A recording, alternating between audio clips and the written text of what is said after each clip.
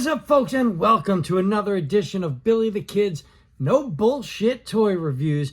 And today we are taking a look at the Marvel Legends Spider-Man No Way Home Green Goblin. This is a $40+ figure, $60 if you get it shipped via Hasbro Pulse.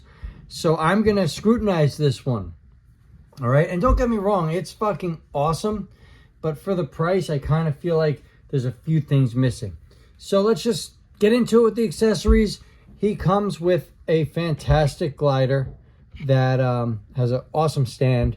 There's a little bit of wiggle room here for posability. The feet posts, these are removable. So you can just peg them on his feet to make it a lot easier to get him posed on this glider. So I definitely appreciate the work that went into it. The details are fantastic. I mean, it definitely looks very screen accurate, and I dig it. I think it's an excellent glider.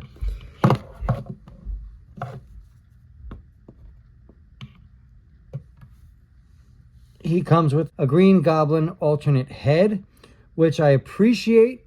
However, to make this whole iconic look of his, there's no green going up the neck. So there is a visible flesh tone.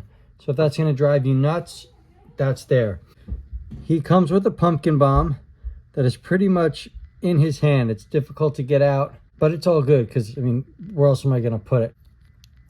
So with the head, this piece is removable, as are the flight goggles. And when you remove these flight goggles, you'll see that the Willem Dafoe head sculpt is just incredible. All right. Sculpt work and screen accuracy is through the roof on this figure. All right. Now, I'm a little surprised. I mean, you're paying a premium price for this guy, and these are the only hand options. I feel like there should have been a few other hand options, especially for a character as important as the Green Goblin to the Spider-Man and Marvel universe. So Hasbro, I think you kind of lost some points there. The other thing, I do like what they did with the figure, and we'll get into the posability, but there's no butterfly ratchet here. All right, so like in my mind, if you've got the Green Goblin, you're going to want to do some dynamic posing on this glider, and butterfly joints would absolutely make a huge difference. They do, however, give you the hips. They drop down. If you pull them down or up, these are drop hips, so it helps with the posing. As for the details, this Green Goblin is from the final scene of the movie. It's the final battle Green Goblin. So this face mask or helmet, as cool as it is, really, you know, doesn't serve that purpose because nothing of this costume matches up to how he was in the film. So for the figure itself, beautiful sculpting, beautiful paint. This piece is removable if you'd like to remove it. Let's go. Since all the articulation is the same, I'm going to do it on this side because it doesn't have this here. You can get a full 360 at the shoulder. It comes up this far. There is a bicep swivel. And you've got a double jointed elbow, which is done fantastically. Now, one of my articulation requests from Hasbro would have been if they could have given us a swivel somewhere along the forearm, just to make these launchers and blades kind of line up with some of the poses I'd like to do. The wrists rotate on each hand, and they go inward and outward, okay? The head obviously is just beyond posable. You know, there's so much character in what they do with the head work. The torso only has articulation slightly forward and back, side to side. Due to the satchel and everything, it's not going to give you that full 360, but I feel like there should have been more like forward ab crunch. Just because on that glider, you kind of want them hunched over, right? I'm going to move this over. There's absolutely no waist movement, all right? There's nothing here. The legs do not give you the full Van Damme. The legs kick up, but not fully, okay?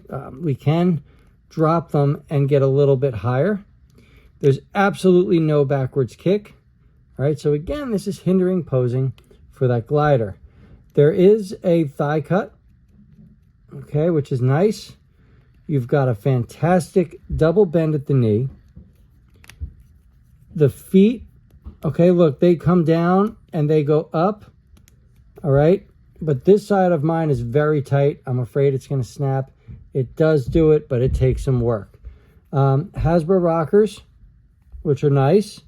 And there's no toe bend. And again, here's a character where I really feel like if we're throwing him on this glider, all right? Let me just show you again. Pop these out, slide these on, right? Slide these on. There's a little peg in the back of the foot so it stays secure. All right, and then you're just gonna do one of these.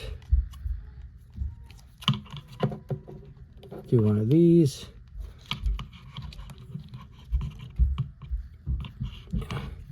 Here's a character that, you know, he's got this glider. Wouldn't you want, like, let's pull this out. Wouldn't you want some serious articulation, you know, for some maniacal poses? You know, this is a figure that, man, just on the sculpt work alone and how beautiful it is, it would have been an easy figure of the year contender for me. Okay, now I will say the stand is posable. There's a ball socket underneath, so it's cool. But I feel like Hasbro, they just missed the mark slightly. Like, this would have been an easy 10, and it's a 7 or 8 for me. And that's just because lack of hands, all right? You've got a lack of butterfly joints, which this figure, I mean, it just screams butterfly joints. And not enough waist motion. You know, here's a figure that you'd like to be able to, you know, plop those knees back, pull the hips forward, you know, arch that back a little and get him in like this maniacal goblin pose. And it's not, you're just going to get like kind of standing poses. And I'm a little upset with that. So is it worth $60 shipped from Hasbro Pulse? That's your call. Is it worth the 40 and change if you find them in Target? Yeah, sure. It's a good figure. It looks good on the shelf. You know, maybe you'll get it in a pose and be happy with it.